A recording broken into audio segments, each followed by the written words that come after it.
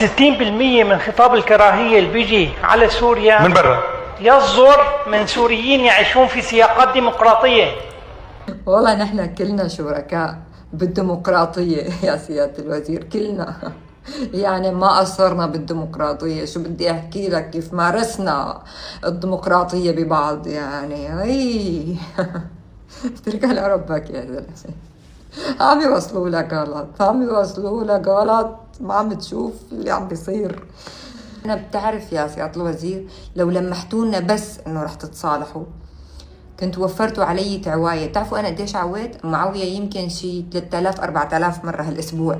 كل ما بحكي كلمة أعوي وأنا بقول له ابكي ترتاح ابكي بترتاح.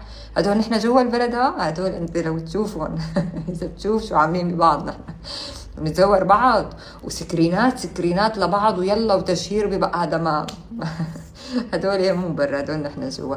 اللي برا ما مقصرين والله مو مقصرين، بس لا وفعلا يعني نحن عن جد على ارض الواقع غير يعني، وفي ديمقراطيه كثير خاصه بالحواجز. يعني مثلا بتمرق على حاجز بقول لك اهلا وسهلا تفضلوا، ثاني حاجز بيعمل لك اختبار ها صاحي ولا مانك صاحي. طب نحن مو اتفقنا ندفع المواطن على الكحول ضريبه وعادي؟ يعني اتفقنا انه يدفع ضريبه، بس ما اتفقنا انه يعني هيك حاله فرديه مثلا تيجي تاخذ منه اللتر وتكسره قدامه. يا اخي اذا اخذته شربته صحه وهنا يعني، بس ليش تكسره؟ ليش تكسر خاطره؟ يعني يا ريت كمان ننتبه هاي الامور. يعني احنا بدنا نضب اللي عندكم تضبوا اللي عندنا، نضب على بعض ونرجع نلم لنضب اللي برا. هيك الامور بدها تنضب، عرفت كيف؟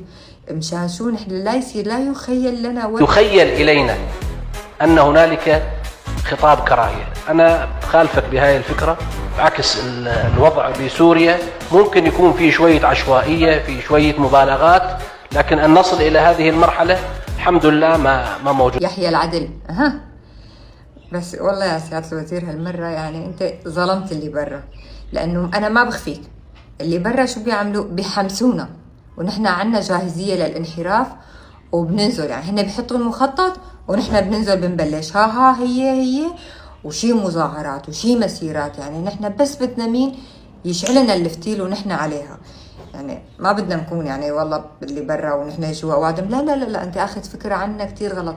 فجأة يأتي خطاب احيانا من الخارج طلعنا حبابين وطلعنا كيوت نحن اللي عايشين بالبلد، وما حدا نزل على الثاني ويلا وينك وكذا، ما حدا عمل هذا الشيء. لا انتوا اللي برا كنتوا تجوا تقطعوا تيكت من هونيك تجوا تعملوا مظاهرات هون، وانتوا اللي برا كمان كنتوا تجوا من برا تعملوا مسيرات. انتوا يعني كله منكم انتوا اللي برا.